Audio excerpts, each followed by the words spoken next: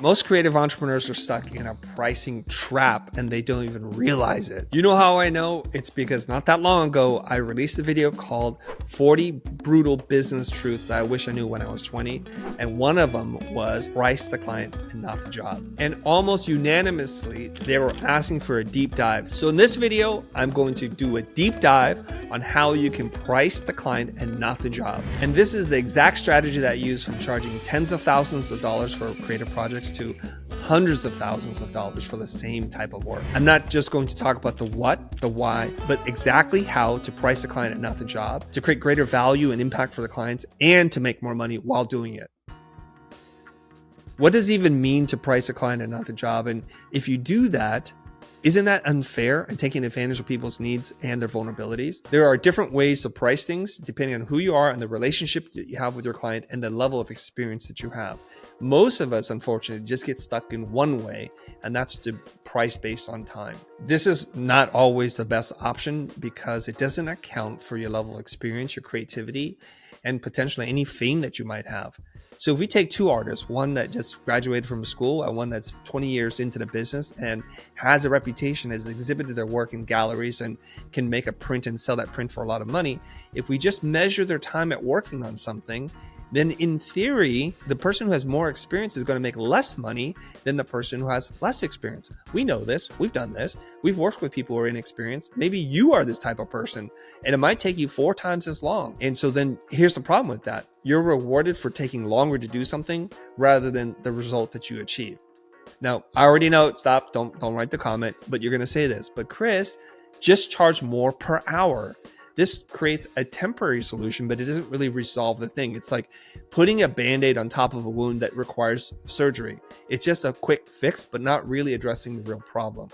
Now, here's how I want you to think about this. There are 2 things that are the largest contributing factor to make this super simple for you. One is time, effort, and energy. Now, we're familiar with that, but the other one is called expertise. And so we most always focus on just time. And the reason why we do that is because we have a long history, kind of post-industrial revolution, in calculating value measured against time. Marx's theory of labor is about charging only what is essentially the labor required to make something, which is a whole different conversation I want to get into right now. So let's take these 2 components now. We can talk about time. So there's things like that I'll do, that you'll do, and we'll say like it takes 5 hours for both of us. But what is your experience relative to what it is that we're trying to solve? What is your level of expertise? It's hard to argue that somebody who's been doing this for 10, 20, or 30 years has a distinct advantage and can bring tremendous amounts of value over the person who's still in school or just a recent grad. Not always the case. It's not an absolute rule. So if you're simply just pricing projects based on the time and labor that you put into it, even at a higher hourly rate, you're not capturing the full value of the impact that you're going to make on the other person's business. And 9 out of 10 times this leads to, and I know you know this is true because you felt this, first of all, there's a cap to how much money you can make because, as you say, raise your hourly rate, raise your day rate, but eventually you do reach a cap. There's only a reasonable amount of money that people will pay for an attorney, for groceries, for whatever it is that you want to buy, because in their mind, this is how they were taught to think. And it's really hard to overcome that when you're still selling units of time. And inevitably, this will lead to you feeling burnt out, that you're working smarter, maybe not harder, but you're making less money. Or when they're trying to compare you against someone else's bid. And now what's your argument there? You're just saying the amounts of time. You're not measuring the results or expertise. And if you keep doing this, it might lead you to feeling resentful that you're doing way more, creating way more value than what you're being compensated for. And that's going to create these feelings of that's not fair. But before you complain about it not being fair, ask yourself, who volunteered for this? As my business coach would always say, there are no victims in life, Chris. They're just volunteers. You volunteered to create this system for yourself and to accept terms that are favorable and relative to the value that you create. Obviously, this is going to lead to things like cap on how much money you can make because there's finite hours in a day, finite hours in a week that you can actually work. This is the money trap of equating time with value. And honestly, I think the thing that pierces my creative soul is it devalues what contribution that you can contribute to the world. Your work becomes a commodity to be measured against time. Let me summarize.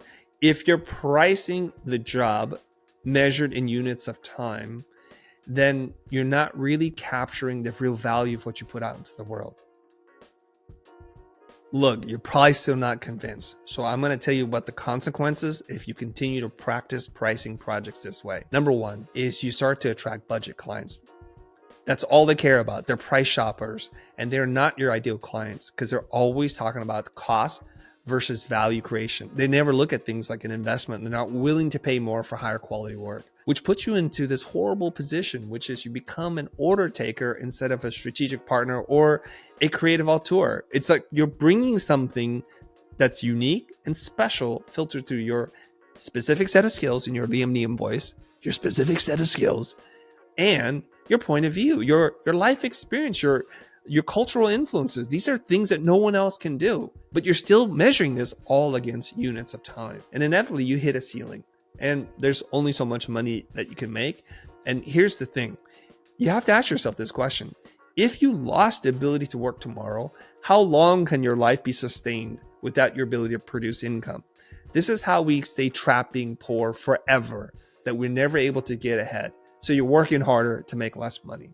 And then you just start to, unfortunately, feel that burnout. You lose the joy of your craft, and you just become resentful of the world, your peers and clients. And it's just a dark, bitter place to be in. So the result, you're overworked, you're underpaid and undervalued. Hey, before I go any further, is any of this resonating with you? Where do you struggle with applying value-based pricing? Let me know in the comments below.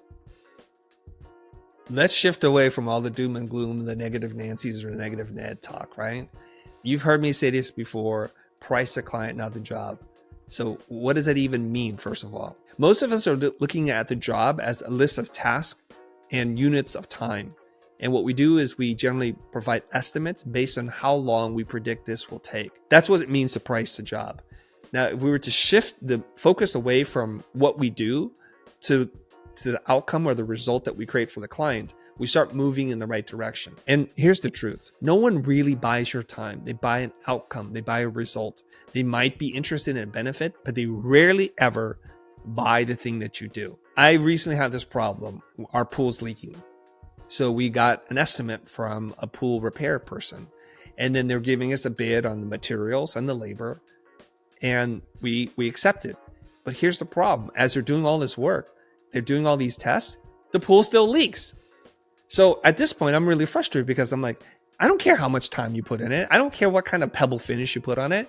Did you solve the problem? And this project has taken a crazy amount of time. It's been 3 months since they started this project because they could not find a problem. Imagine the frustration you would have as the homeowner hiring a person and regretting every decision you've made up to this point. So I don't really care what you do. I don't really care how long it takes. But I do really care that you fix the water leaking problem, because water is going to destroy the hillside. It's going to erode our property, and it's just wasteful. And it's something that keeps us up at night. So instead of the pool person saying, this is what we're going to do for you, just say, we're going to solve the problem. And the problem is, and the problem I care about is, get me back in the pool. Let me sleep easy at night, because I don't want a leaky pool anymore. Let's do a little bit deeper dive here. We need to understand something. Value is subjective, just like beauty and fairness, right? Well, what is fair to my child is not fair to me. What is beautiful to my friend Mo or what is beautiful to me is totally different. And so there is no objective way to measure value. It's only subjective. So you really need to understand the person who's standing in front of you, what their needs, wants, dreams, goals, and whatever their business outcomes are. You have to have a conversation with them. Every client has different things that's at stake, a different level of urgency, and what they're willing to pay for it and what they feel is fair and how they perceive value. And the only way you can do that really, and the reason probably why many of you aren't doing this, is because you're afraid to have this conversation. You don't have the language skills or the tools or the frameworks to be able to have this. I'm not saying this is easy. Otherwise, everybody would be doing it. But it's worth learning how to do and to pursue this. Now, the classic example of this is, let's say I'm an identity designer. I design logos and identity systems for people. The amount of time that I could spend on it could literally be the same. I'm the same person, so I'm bringing the exact same set of skills, my expertise and experience to it. But the two prices could be vastly different depending on who I'm talking to. So if it's a local mom and pop business, the logo and identity system is really not that important to the growth of their business. Why is this? Because generally speaking, neighborhoods support local businesses, and they're not thinking about global franchises and building businesses in franchises and things like that. They're not looking to expand. So if the logo is hand drawn and poorly kerned and not super legible, it doesn't really matter. In fact, in a lot of cases for a local business, that adds to the charm and how quaint it feels. And it's like, it's our local business. The minute they become super slick and corporate, even though their business hasn't changed, starts to communicate and to signal to other people, something's going on. Under new management, maybe they're going to care about the thing a little bit less. And you know this because you've done this. You will go out of your way to pay more for lower quality things because you believe in that local business. Let's flip this equation on the other side. Let's say now you're a local business owner, but you're no longer small, medium-sized business. Maybe you have 7 locations and you're starting to expand beyond the state lines. This is really important now because when you're expanding into new markets, your identity, your marketing, your messaging, and your overall branding matter a lot because it has to do the hard work of making it feel that people are familiar with you, the quality of your service and your products. And you have to communicate that story quickly to a bunch of strangers. So the same amount of work to 2 totally different clients means that the value is vastly different. And even just looking at one metric, which is printing costs. So the local business is going to spend a couple $1,000s to print napkins, maybe menus, and take away flyers and things like that, right? Whereas the franchise business that's expanding beyond state lines and potentially going nationwide, they're going to spend in orders of magnitude more just to print these things. So a poor decision on one side, not a big deal. A couple $1,000, we'll wait to use all of this and we'll print again. A mistake or a poorly thought out design for a franchise, a bigger business, means, oh my God, we're going to destroy tens of thousands of dollars worth of printing and do this again. We have to pull it off all the shelves and we have to retrain the people how to use the system. And we see this happening all the time. I don't know if you know this, but those dollar discount stores, you often wonder to yourself, how can they afford and make a profit on selling things for $1? The reason being why they can do that is because a shampoo company has decided to, you know what, change the label. So they can no longer sell that shampoo. So instead of throwing it into the ground or burying it or burning it, they sell it to these discount stores for less. That's the price of getting it wrong. And that's why they will invest a lot more money to hire the right kinds of people. I'm going to say something I know it's going to trigger a bunch of you. You've seen these large scale multinational, multi-billion-dollar companies do a logo refresh. Pepsi, Jaguar, whoever, they do this. And some of you sit back and are like, wait a minute, that's all they did? I could have done that. And I'm not going to argue with you. You could have done it and you might have even done a better job. But what you don't understand is why Pepsi or these multinational brands pay so much money and take 6, 9, 10 months to produce something that you could have done in your bedroom. Number one, you're looking at the end. And when we see something finished, we can replicate that really fast. We can make little improvements. And yeah, it's subjective, like if it's better or not. Sometimes objectively, most of us could agree that what you do would be better. What you don't understand is, number one, they would never hire you to do this because, first of all, you're not even on their radar. Number two is you represent tremendous risk to a multinational company like this. They're going to spend millions of dollars to print this, to roll this out, to train people. There's so much cost involved in rebranding. The PR firm that has to talk about it, all the kinds of things that they're going to spend to support the rollout of a new identity system. So when they hire you, one person, you look like a tremendous amount of risk. And if you get it wrong, it's going to cost them way more than what it is to pay you. Number two, you present also your flight risk. What if they gave you $500,000? You could just disappear to Puerto Rico and they were like, what's going to happen? We got nothing and you just disappeared. And this happens all the time. Okay. Now, number three is you're not seeing the invisible work, the amount of research, the trademark research, and the positioning. They understand how this logo is going to be applied across 1,000 touch points, across a bunch of different verticals, and the 3, 5, 10-year plan as to how this is going to impact their products and how they're positioned against their competitors. These are things you don't even know about or to be able to have a conversation with. So what you're not seeing is all this invisible work that supports this final creative embellishment. And if you just continue to focus on what it looks like and whether or not it's good or bad or why you could have done a better job, and not even argue with you there, then you've missed the entire point. Why should you even care about anything that I'm saying? Well, first of all, if things are working for you, you don't need to do anything different.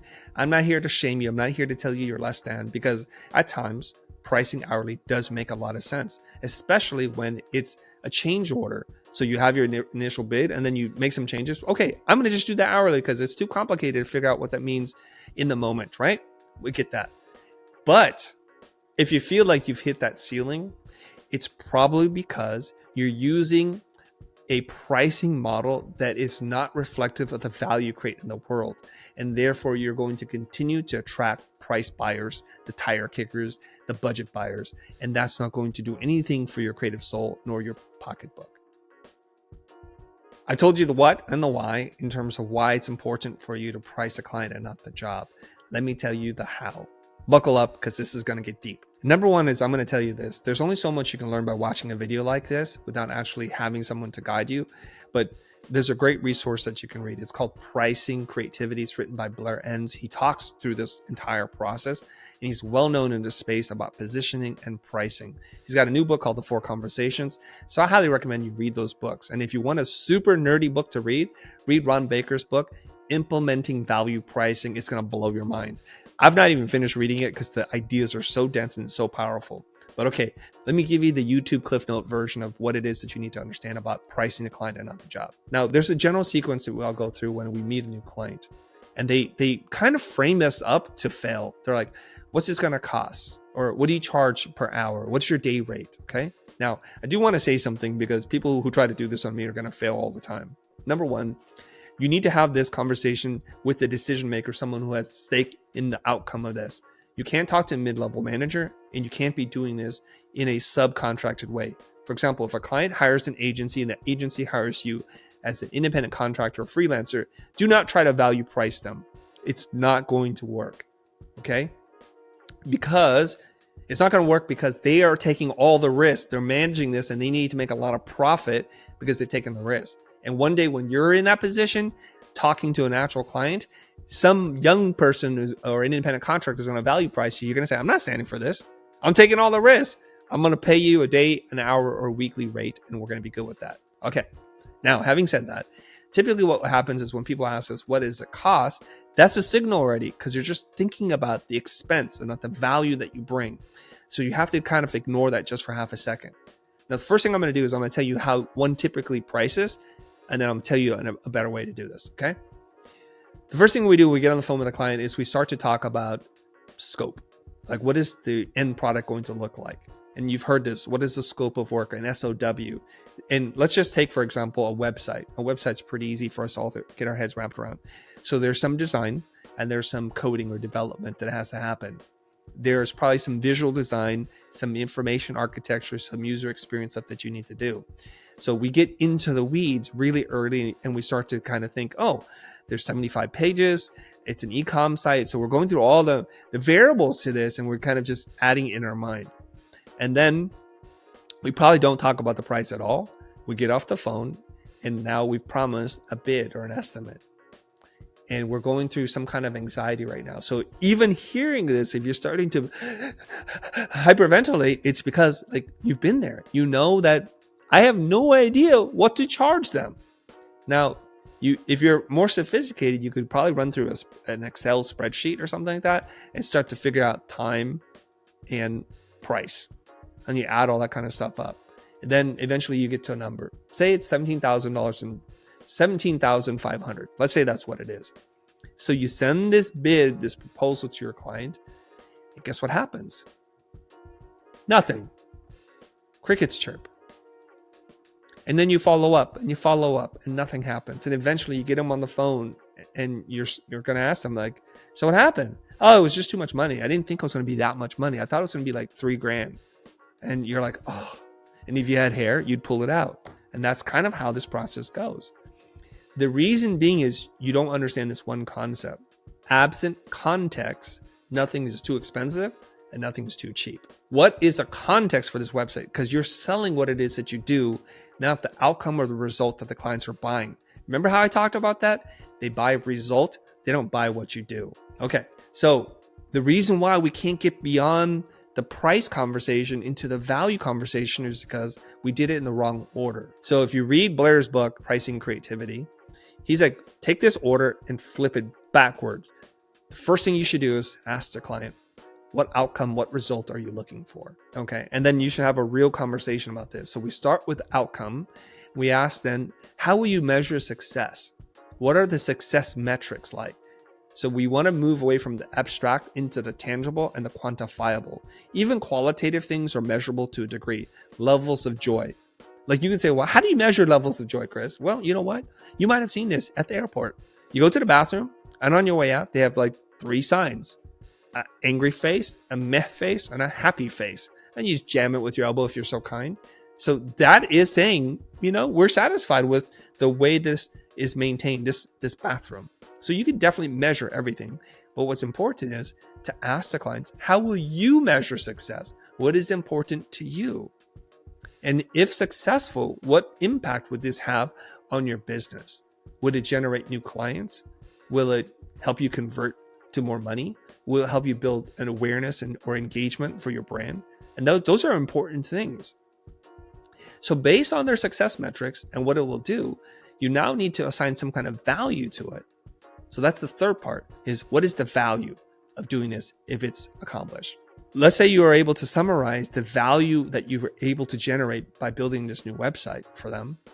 You can ask them what price feels fair to pay against the value created. And I'm going to use Blair's language here: discounted for uncertainty, because I'm not going to guarantee that this is going to happen.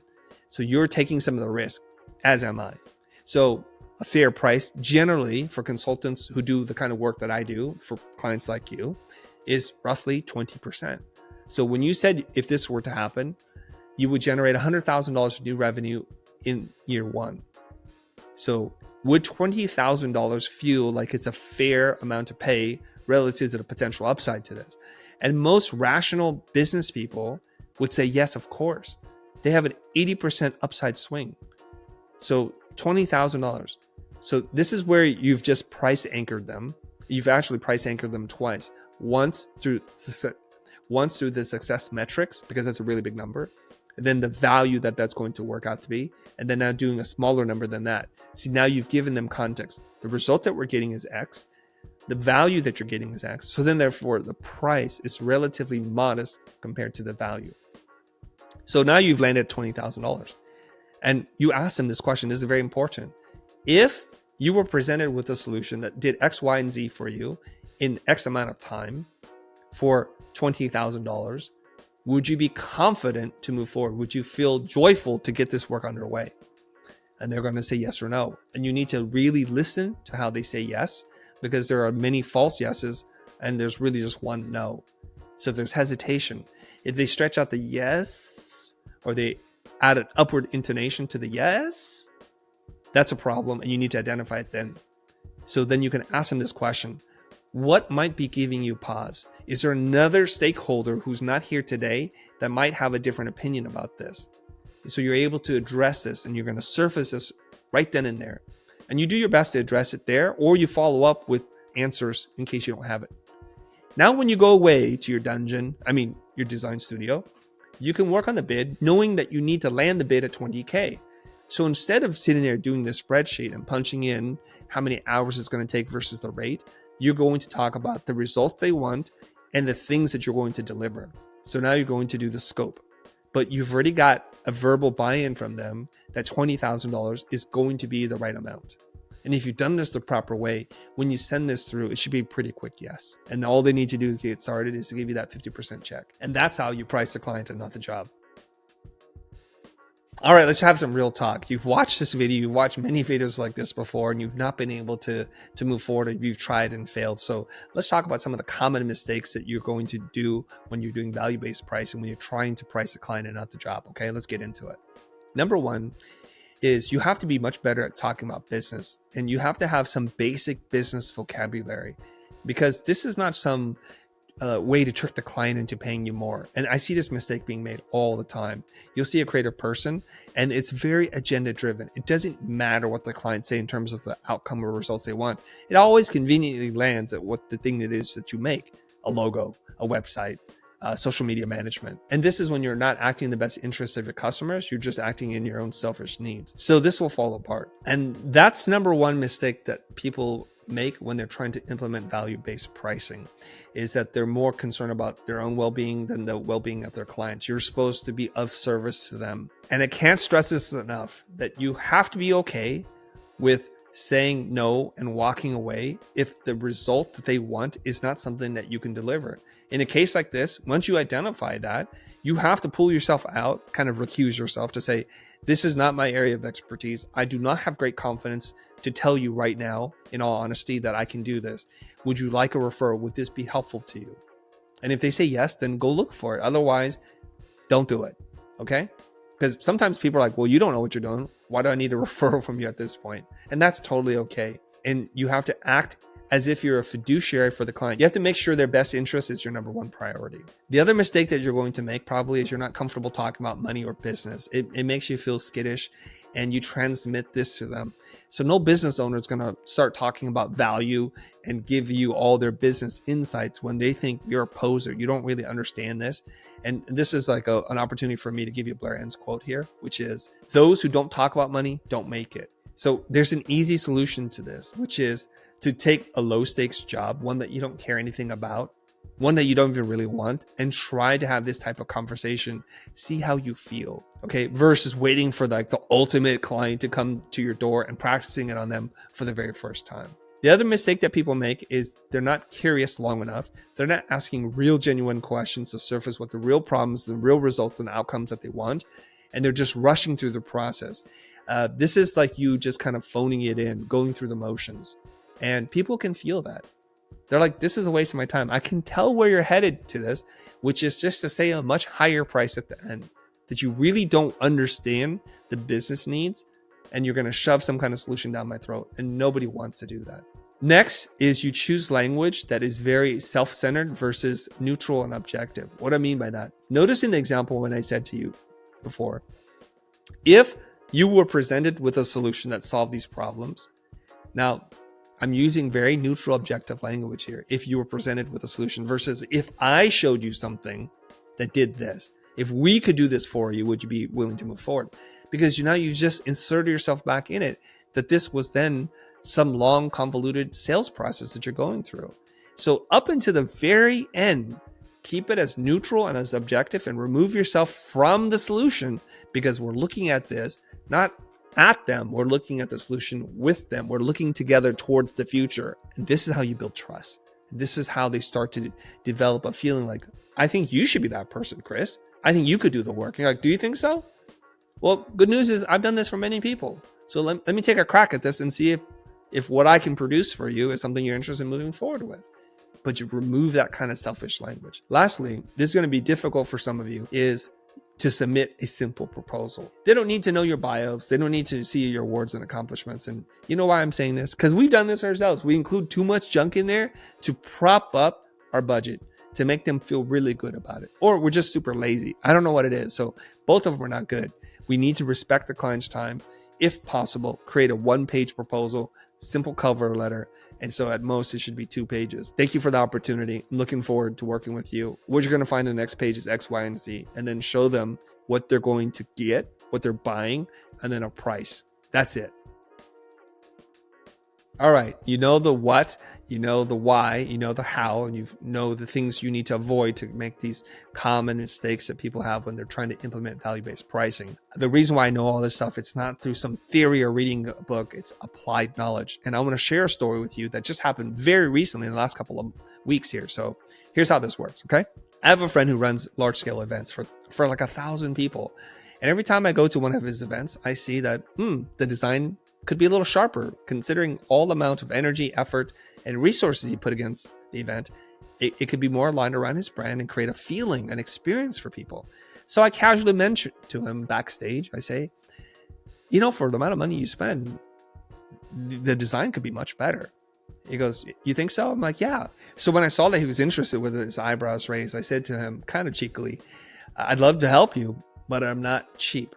Now, why would I say that this right then and there? Because our relationship wasn't one where he thought of me in a certain way. And I wanted to anchor him, to let him know, to work with me, it's going to be a premium price because I'm not cheap. I'm preparing him for that conversation that I know will happen. Okay. So a couple of months later, he reaches out because this is an annual event. I wasn't expecting a sale right away. He goes, Chris, I've been thinking about what you said. I'm like, what's that? Well, I'd like your help. I think you get what we do. I'm like, fantastic. And so now we're exchanging text messages. And this is going to shock you. This is going to blow your mind because I'm able to close just even via text now. I texted him, here's what it's going to look like. And I said to him, historically speaking, when we do strategy work, it's $30K. When we do messaging, it's this price. And I just gave him a little laundry list of things that we were going to do. And the total price was around $70,000. He goes, this looks great, Chris. Send me a proposal. This is all via text, not even via conversation. So I work on the proposal. I break it down, literally translating what was happening in text into a more formal document. I added a third page. So cover page, bid, and then assumptions, because I don't know what he knows. So there's assumptions like, you'll do this. This is how I work. And this is what it'll cost. Okay. I sent it over to him via email. And then he texts me back. He goes, got your proposal. This is a lot more than I wanted to spend. I thought it was going to be like $15,000. He goes, can we get on a call? And I'm sitting there thinking, wait a minute. I just told you in text what it's going to cost. I just sent the proposal to reflect literally what I said it was like. The difference was like $1,000. That's all. So we get on the phone and I'm prepared to do whatever. And here's the shocker. He says to me, hey, Chris, actually, after looking over this, I'm good with this. I like what you wrote here. I want it all. I guess I'm okay with paying you $69,000. Here's what I said. This is going to shock you. Are you sure? Because if you're not comfortable, we can remove things. He goes, no, I want it all. Now, why did I say this? Because I'm detached from the outcome. I'm acting in the best interests of my client here. Even though we're friends and we've worked in a different capacity together, we've never worked like this before. I wanted him only to hire me if it gave him joy. So if the price was a problem, I'll find things to take out. I'll do a little bit less. That's totally okay. But he says, let's move forward. And he asked me, how do we start? Like, as soon as you send a check for like whatever the price, like say 25% up front, I'm ready to go. And we start getting to work. And he's enjoyed every part of the process. This also ties to another concept I want to share with you, that if you want better clients, just charge more. And we've been riffing, we've been brainstorming. He's like, I love this work. My gosh, do you teach people how to do this? So now more doors are being opened up. Not only am I doing this work for him, but he's interested in me teaching him or other people in his community how to do the same kinds of things. So more opportunities are being opened. Here's the best part. The best part is this. I just closed a $69,000 job via text message, and I got paid $69,000 to do this work. Based on what, you might say? Not on time. I never sat down and thought, well, I need a designer, art director, a retouch. I don't care about any of that stuff. I just knew, relative to the kinds of things he's trying to accomplish, this is the amount of money he was ready to spend. And here's the best part. Come July, when this event happens and we roll out all the design we've done for him, from the screens to the pop-up banners to the registration forms, the merch, the badge, and all that kind of stuff, there's going to be over 1,000 people at this event. This is going to be the greatest advertising marketing platform for me. I even told him that. I told him as we were getting started, I'm motivated to do a great job for you. But I'm even more motivated because I know when everyone sees this, they're going to ask you, who did this? And it'll be me. So I have a lot riding on this. I cannot fail you and I will not fail you. And it's going great, by the way. How is this even possible? Number one, and this is something we don't talk about enough, is cultivating relationships that are multi-year, not from job to job. Okay. We need to understand that because a lot of credibility and trust and authority had been established in the many years in which I've got to know him. This is really, really important. So by the time we get to the conversation about work, it's very permission-based, right? I said, hey, for the amount of money you already spend, this experience could be much better. So I just planted that seed in his mind. I just needed to be able to ask in the most polite and gentle way and saying, if you're ever interested, let me know. So I didn't even say, hey, when are you going to hire me? Because a lot of you guys will do that. Just be super aggressive with the ask. Do it with nuance and do it with generosity and make it permission-based. Now, a lot of this wouldn't have happened if I didn't understand the larger context of what's happening here. This is a multi-million-dollar endeavor. This is a big business thing for him to get 1,000 people to show up and people to enroll in his mastermind. So there's a lot at stake here. And here's the other thing that I know about him, because we've had conversations about this. He sees himself as a visionary pioneer in the space in which he's working in, because the kinds of events that he's competing with are super boring and predictable. He's bringing a lot of creativity, energy, and excitement into this. And so he wants to stand out from the competition, and he's got the right person to help him stand out from the competition. This is really important. So I knew then if I were to price this whole thing based on the hours that I would work on this, the bid would be like, what, $15,000? I guess that's the amount of money he said at the beginning. But he knew there was a big gap between the kinds of things that we could do versus the kinds of things he's been paying for. And that's important. He's an educated buyer who is very particular about the kinds of things he wants to be associated with. Let's tie a ribbon around this. If you recall back to the beginning of this video, how we price things based on time and expertise. How I was able to do this was because of the perceived expertise that I brought into this conversation, that he can recognize that I've been well positioned to, and through the multiple interactions, he can see I'm not a fresh graduate. I'm a person with multi-decades of experience doing design and creativity at the highest levels. That's what made this possible. If you want to master pricing the client and not the job, to understand value-based pricing, as I mentioned before, it's not going to be just a one video or one book you're going to read. You're going to need guidance, support, and there's going to be a lot of nuance around how you actually execute this. But here's the quick win. You understand the concept.